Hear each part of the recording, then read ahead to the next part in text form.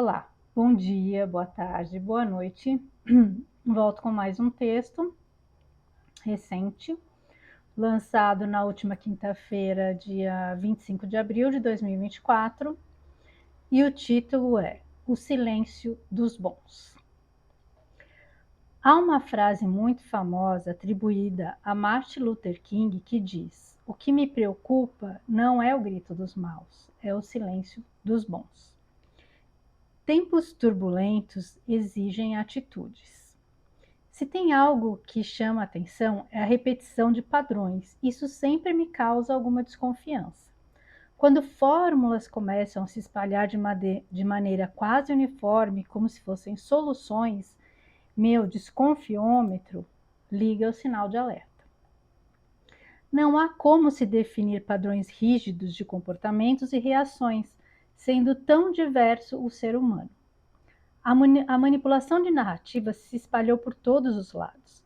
De repente, uma enxurrada de gurus invadiu todos os meios de comunicação e redes sociais com receitas prontas, embora cada consciência tenha seus ingredientes e especiarias exclusivos. Será essa a nova distração? Afinal, muito do que esperávamos está finalmente acontecendo e não acredito que nosso papel seja somente aguardar. Mais uma divisão surgiu, mais uma categoria do nós contra eles, que seria os despertos versus os não despertos. Vejamos, a quem isso interessa?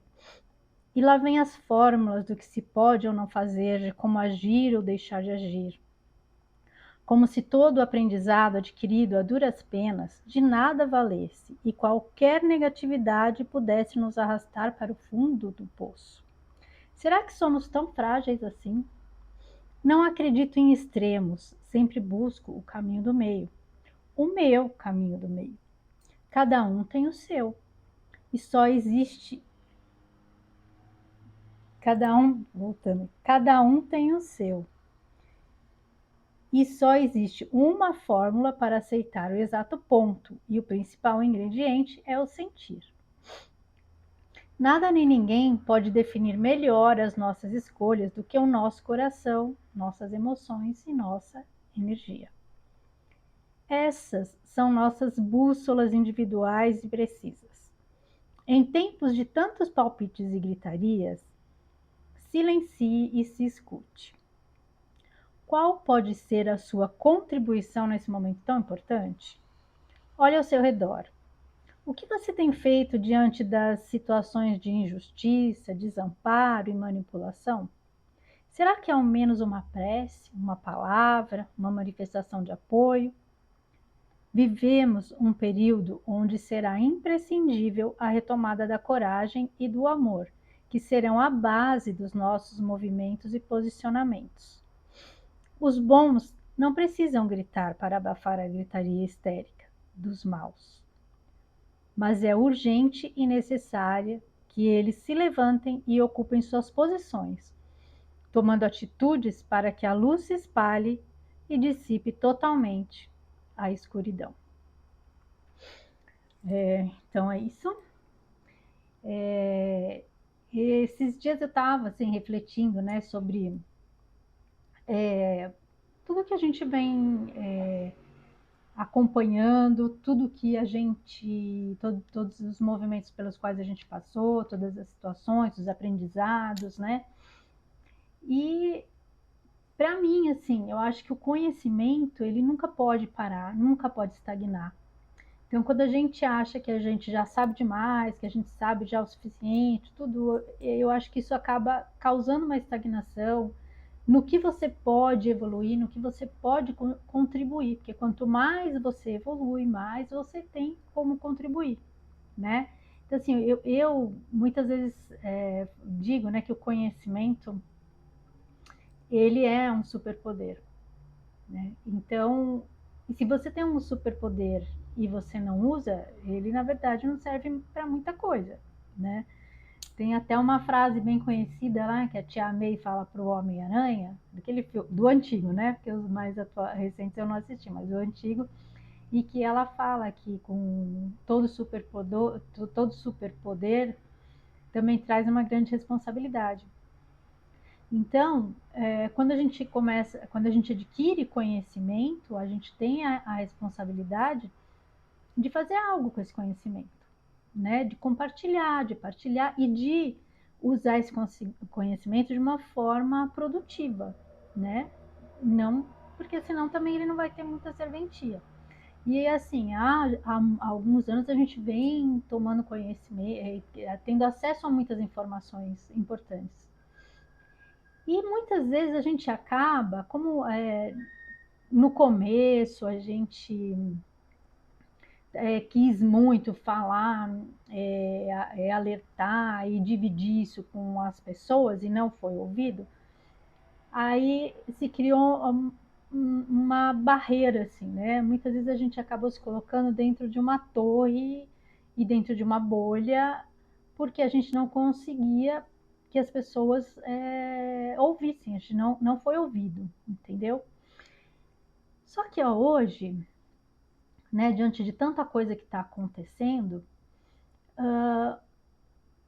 assim, me veio mais uma reflexão a respeito de que esse é um conhecimento, como eu falei naquele outro texto, assim, né? As pessoas que tiveram acesso a certas informações, provavelmente tiveram acesso a essas informações porque elas precisavam disso para começar a entender o jogo, né? E assim, algumas pessoas que não tiveram esse acesso, isso não quer dizer que elas não vão participar da transição ou que não estejam contribuindo da forma delas. Elas só não precisam, talvez, passar pelo processo igual os outros. Cada um tem o seu processo evolutivo e não são iguais. Então, o que importa é a gente sentir. Só que eu entendo que a gente que está nesse caminho de adquirir informações, de buscar conhecimento, tudo, se você começa a entrar nesses padrões, porque o que eu falo aí no texto é que o mundo sempre caminhou, vem caminhando, né, há algum tempo, né, quando a gente começou a perceber essas manipulações com as divisões, porque é a velha estratégia, né, dividir para controlar. E eu percebo que a gente, quando você acha que você está fora das caixinhas, de repente você caiu dentro de outra. Porque quando eu percebo que hoje em dia, mesmo no meio da espiritualidade, se criou mais uma divisão, né? Que se fala muito os despertos e os não despertos. Na verdade, a gente não sabe quem realmente está desperto e quem não está desperto. Porque não é porque a pessoa não tem acesso a certas informações que ela não seja uma pessoa que seja evoluída espiritualmente. Talvez ela só não precise ter acesso a isso. Então, a gente mesmo acaba entrando nessas narrativas. É uma narrativa atrás da outra. E é uma coisa que a gente tem que tomar cuidado, porque a gente acaba desequilibrando o nosso ego, né? Porque o ego é uma coisa importante para a nossa sobrevivência, né? É através do ego que a gente numa situação de perigo, você usa seu instinto de sobrevivência, é o teu ego ali que vai te criar saídas de situações de risco, por exemplo. O que é preocupante é o ego em desequilíbrio, como quando você começa a olhar só demais para você, né? Você se achar melhor que os outros, você se envaidecer com as coisas aí. Você começa a estar em desequilíbrio. E assim, as armadilhas que a gente enfrenta constantemente, que nos levam a esses escorregões e desequilibrar o nosso ego, são constantes, são diárias. Então, assim, nós estamos realmente aqui para aprender. Nós estamos passando mesmo por várias etapas de aprendizado, né? E essas armadilhas, de uma certa forma, são os desafios que a gente tem que ultrapassar. E hoje eu estava até pensando numa coisa, né? A gente às vezes está tão focado, né, no que em observar outras pessoas, né, que é pessoas que a gente admira e tal, mas a gente não percebe que as nossas próprias qualidades, né? Então eu já estava lembrando assim de situações, até lembrando de uma situação muito engraçada, ridícula assim, né? Eu sempre me achei uma pessoa muito medrosa. E ultimamente, assim, refletindo sobre todas as situações que eu passei, eu percebi que assim, eu sempre fui uma pessoa que, apesar de eu me achava medrosa, mas eu sempre fui inquieta. Eu nunca fiquei, sempre a minha vida sempre se movimentou através de ir saindo de zonas de conforto e enfrentando desafios. Sempre um desafio, sempre um desafio. Nunca quieta, assim, né? E eu lembro, assim, quando eu sempre tive muito medo de altura, ainda tenho.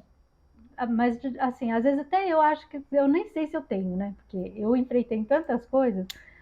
Então eu sempre tive esse medo de altura. E eu lembro que na adolescência, né, eu morava é, ali em São Bernardo, perto da Avenida Anchieta. E às vezes, para ir na casa de algum amigo, tinha que cruzar a estrada ali, né, a Anchieta.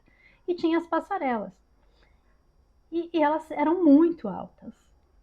Só que assim, quando você está subindo, uma vez eu fui com uma turma, estava com uma turma de amigos e eu fui, né? A gente ia na casa de um outro que era do outro lado.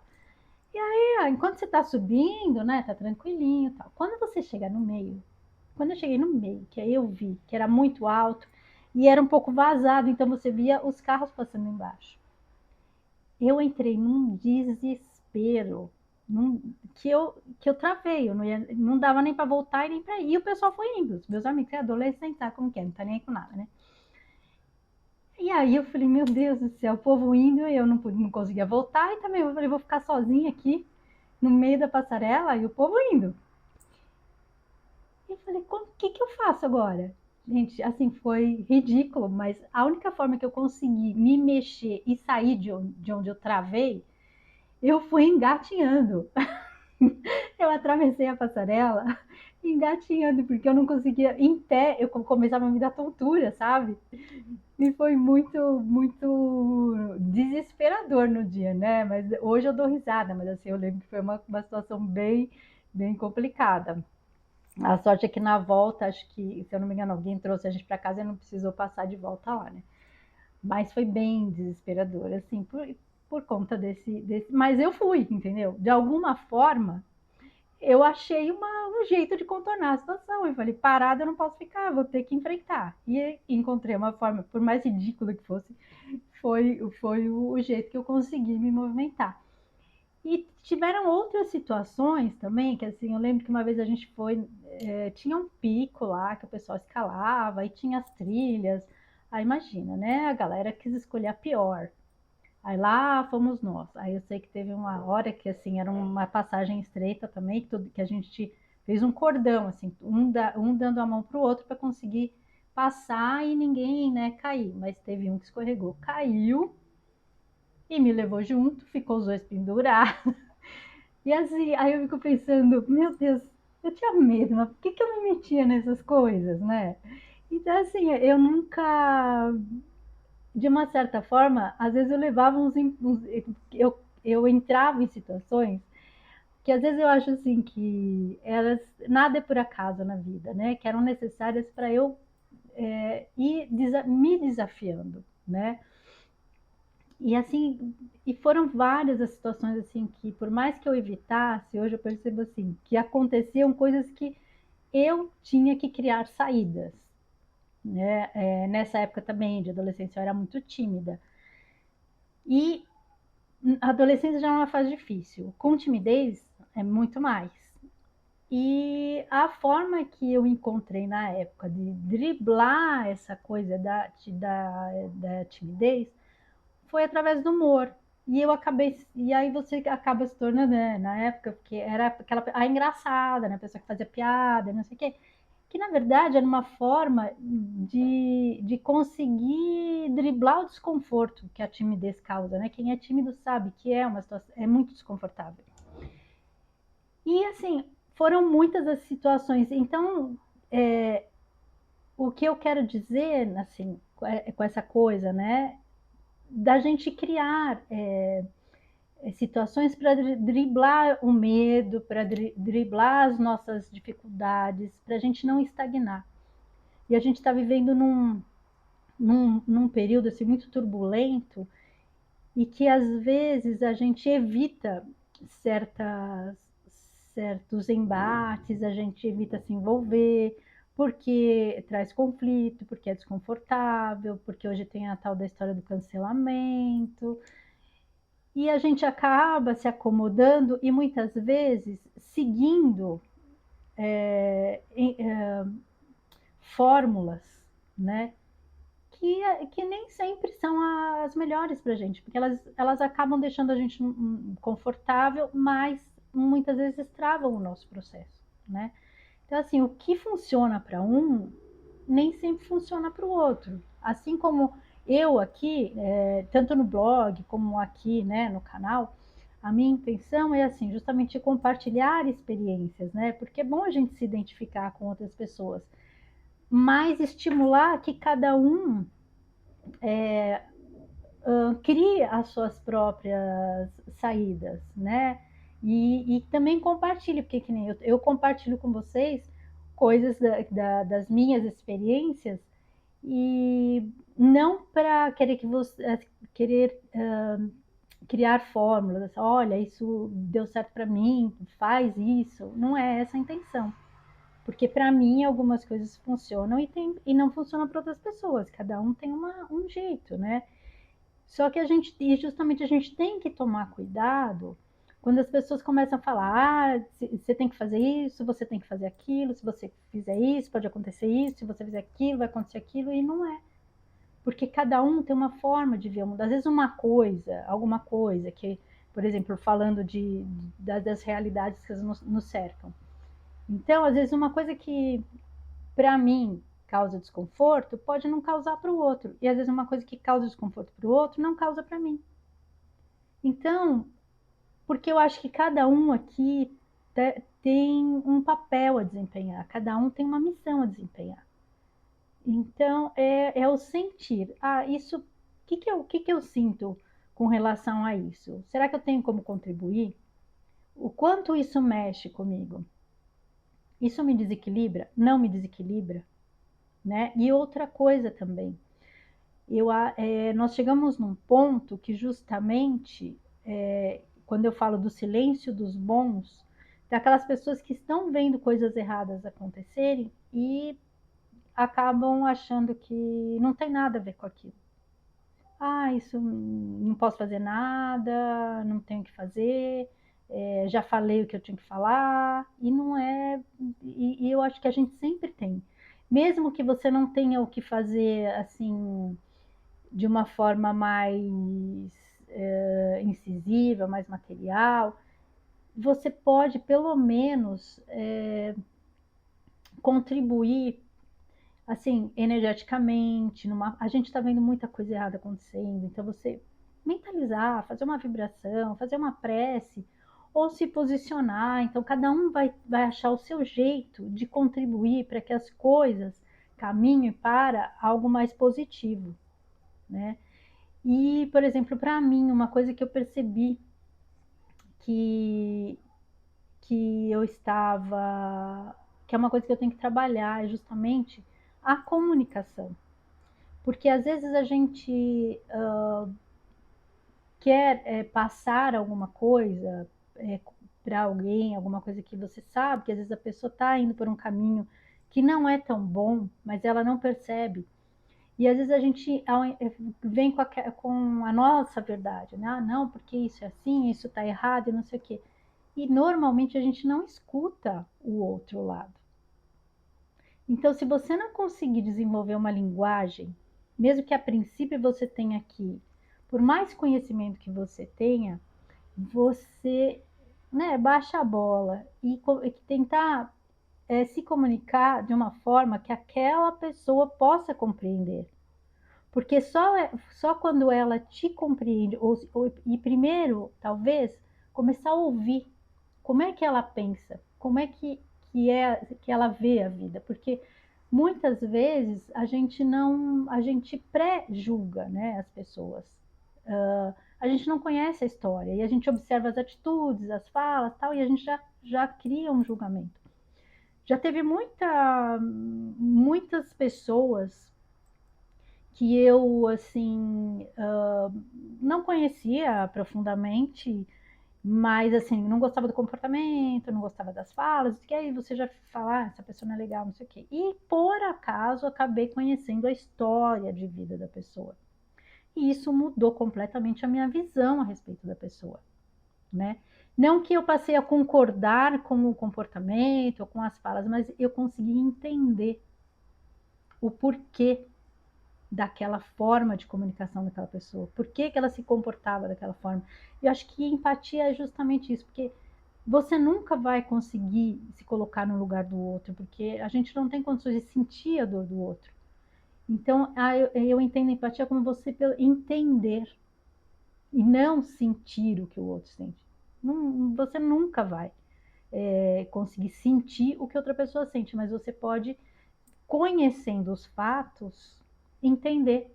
E hoje a gente com essa divisão, né, que eu falo do desperto e do não desperto, muitas vezes a gente cai na armadilha de você ver de ter já ideias pré-concebidas.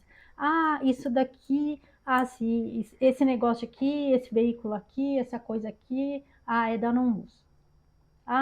Isso não presta, aquilo não presta. Só que se você não for analisar, se aprofundar e conhecer os fatos, você está criando um pré-conceito a respeito de uma coisa que você não sabe profundamente, você não conhece profundamente. Você pode continuar não gostando e entendendo que aquilo não é bom, desde que você analise com profundidade. Realmente, isso não é bom por isso, por isso, por isso, por isso. Mas não só porque falar, você acha que não é bom, então você já descarta. Se você não foi ver a história por trás, se você não pesquisou.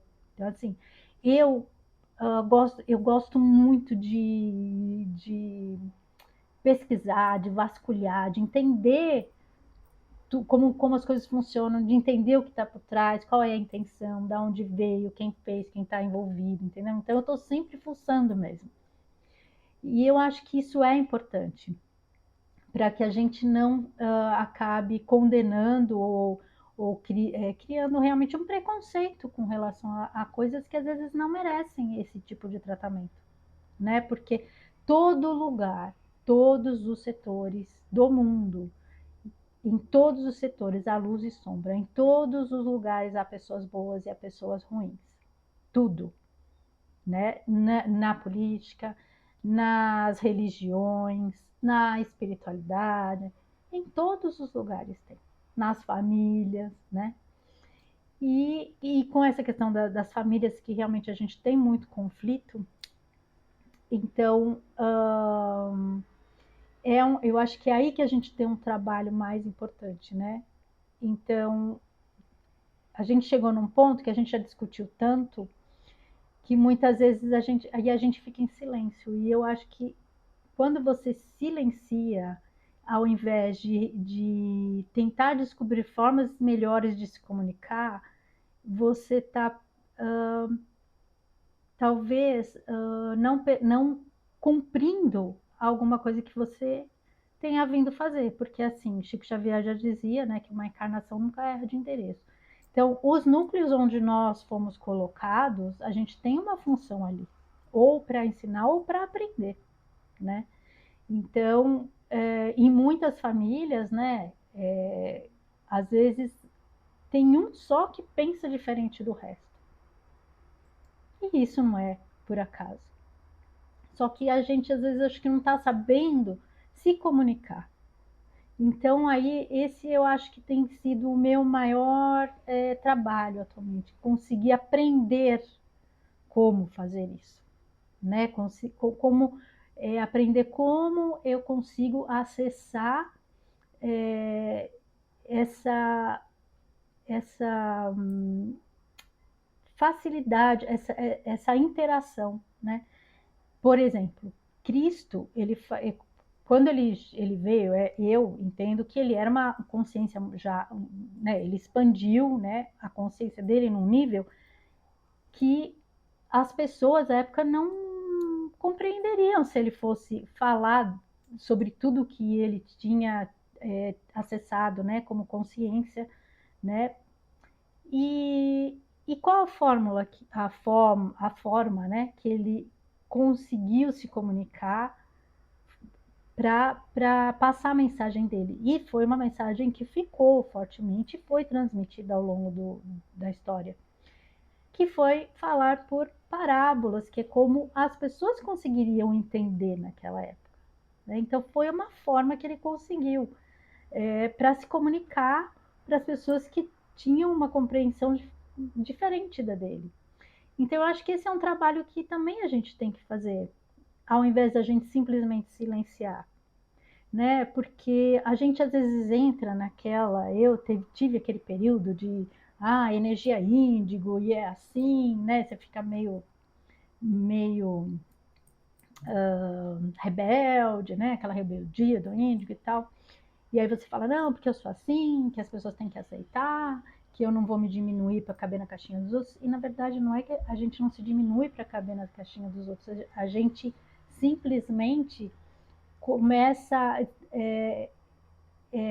você cria formas diferentes para conseguir passar o que você quer passar.